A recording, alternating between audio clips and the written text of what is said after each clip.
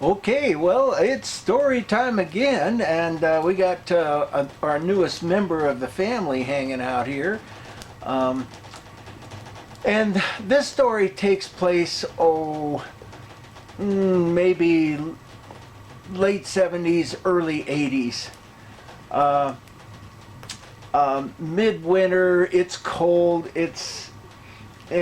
not things are not looking good. uh, Coming up on Christmas, I'm not going to spend Christmas with the family this year, or that year.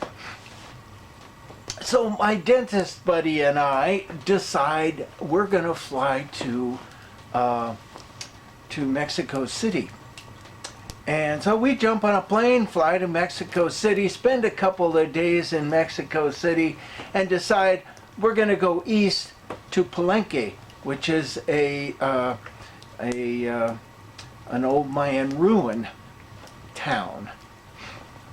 So we thought, oh, hey, we have the extra money, let's go first class. So we go to the train station, we get on a train, and we get a Pullman car, and it's a 24-hour ride to Palenque, which is almost halfway across the country. And so everything's looking good. We get ourselves a little car, and we meet our neighbors, and we all start having fun, and we realize that, okay, well, let's go have some dinner, because it was probably 4 o'clock when we got on the train. Let's go have some dinner. So we go back to the restaurant car, and the reality of it was is they forgot to hook up the food car, and so we're traveling through the night with no food. I didn't bring any with me because we were expecting the restaurant. Traveling the whole night, nothing to eat, which was not too bad. The next morning, wake up, the train's going through these little back villages, and stopping at, oh God, you can't, every other village it stops. And it stops, waits for like 30 seconds, and then starts back up again. So we figured, okay, jump off the train, run over to whatever they're selling, papayas or cantaloupes, or they were selling all kinds of things, the local villagers, when the train came through. Jumped off, got a couple of things. As soon as the train started to take off, ran back to the train and got back on and ate whatever it was that we could purchase. And mostly, if I remember correctly, it was papaya, which was pretty damn good, because they were these huge papayas. So, we're going further on. How's this thing doing on my back? It feels really good. It's kind of cold in here. Let me close this up just so it doesn't get too rambunctious. So we land in Palenque that night about, I can't remember, 7, 8 o'clock at night. The sun's gone down, it's dark out. We get off the train, and there's this little kind of a cantina there selling beer and nuts and a few things to eat, and we're starving at that point. So we jump into the cantina and buy everything they got and stuff our pockets, and what we didn't realize was that when you got off the train, you went to the cab that was sitting there waiting, and you booked the cab to get into town, because it was a 5-mile walk or 5-mile trip into town. And what we didn't realize is that after about 15 minutes or so, the cab disappeared and left us just hanging out. And it was a little bit scary, because we were concerned that somebody was going to rob us or something like that. So Stephen, my dentist friend, and I, we realized we were stuck there for the night, and until the next train came, which was first thing in the morning. So, we decided, okay, where are we going to bed down? And the only place to bed down was the train platform, which was this concrete slab with a single light up on the wall. And it was light, there was enough light that we, felt like we weren't going to get robbed because we could see them coming. So we decided what we needed to do was we needed to stand guard on each other. And, a couple hours sleep, trade, couple hours sleep, and trade again. Let me turn this switch off. So it turned out that we didn't need to guard each other from the robbers or thieves or whoever it was going to be. It was more like we had to guard ourselves from the insects and snakes.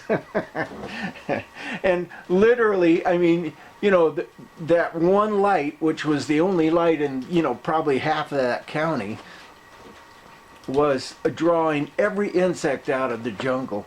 And there was like a huge, big beetles that would fly into that wall and just wham, hit the wall at full speed and fall on the ground and then turn themselves over and, get ready and fly back up at, all night long. Small beetles, big beetles, moths, and there were snakes and spiders, and and I'm having to kind of scoot the spiders out of the way while Stephen's sleeping. But we made it through the night, and it was a good thing. And next morning the cab shows up, and we jump in the cab and take it into town and have a couple of days in Palenque that were just amazing. The old ruins were great. It was well, and you have to understand that was back in the late 70s, early 80s. Drugs were still pretty much a focus in my life, and so we'd heard that Palenque had these great mushrooms, and so we went looking for mushrooms pretty much every day that we were there, and we found some days and didn't find some other days. So we decided, okay, Palenque was a great part of the journey, but we were looking to get out to Merida, which was the kind of the northern, most northern town on the Yucatan Peninsula. Merida and Isla Mujeres, which was an island just off of the coast. I mean, like 5 miles off of the coast.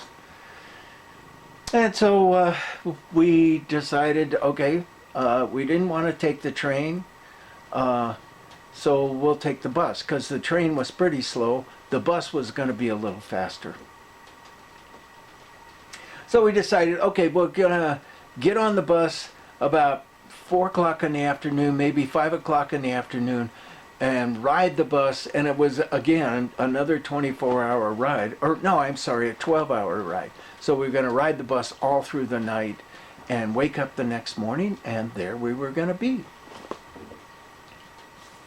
So we booked the bus at the bus station, and then we come back.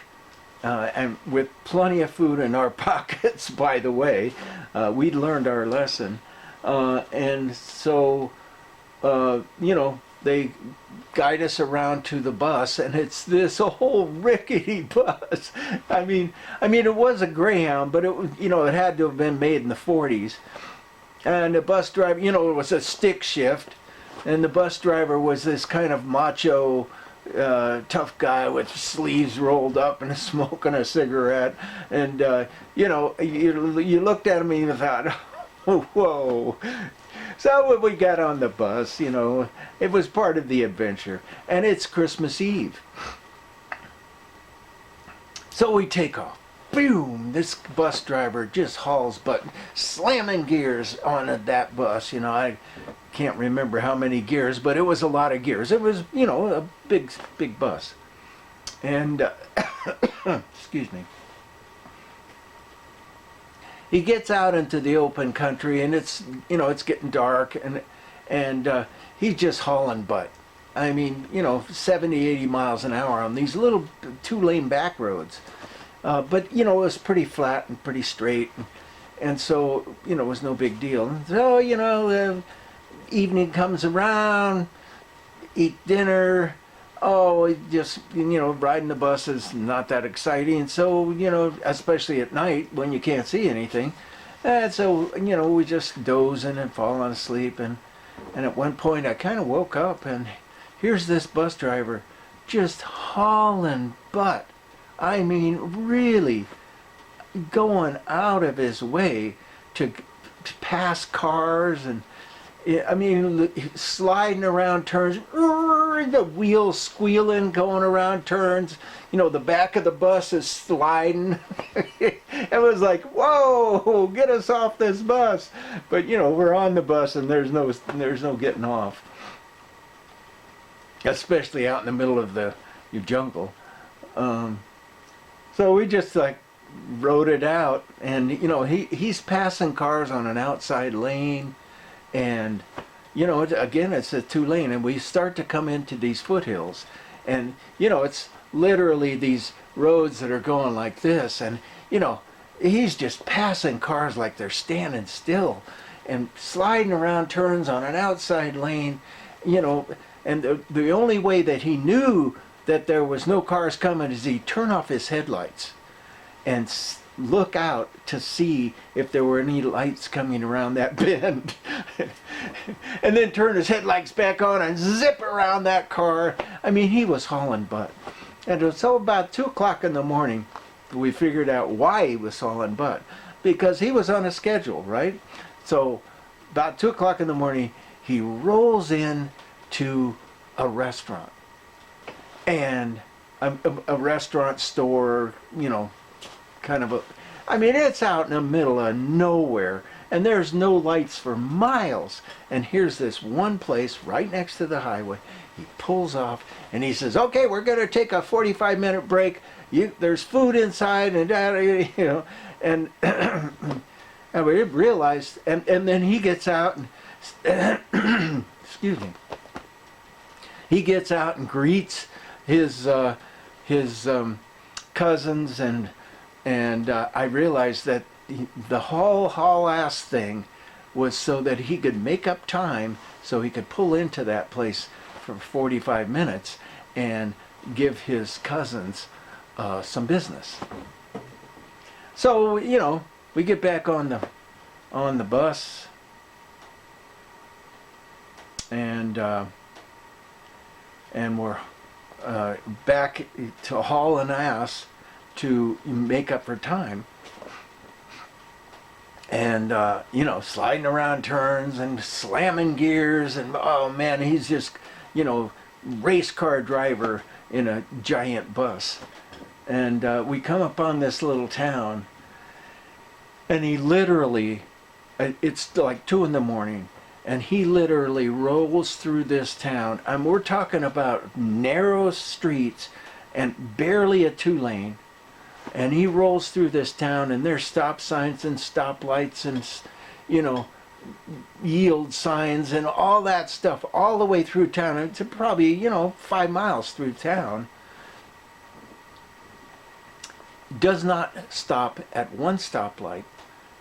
The only way that he knows that, again, that there's no traffic coming, you know, on any of the crossroads is he turns off his headlights and looks to see if there's light and just hauls ass right through. We're talking, you know, he's doing 70, 80 miles an hour. Boom! Straight through that town. And, you know, at one point, we were going on one of the back roads, or the, you know, kind of side roads, and the main road in town, they were having some kind of celebration. And it was Christmas Eve. And it was a celebration, you know, whatever the celebration was. And you know, firecrackers going off and stuff. But, you know, we're going 70 miles an hour. We see it like a glimpse of that activity.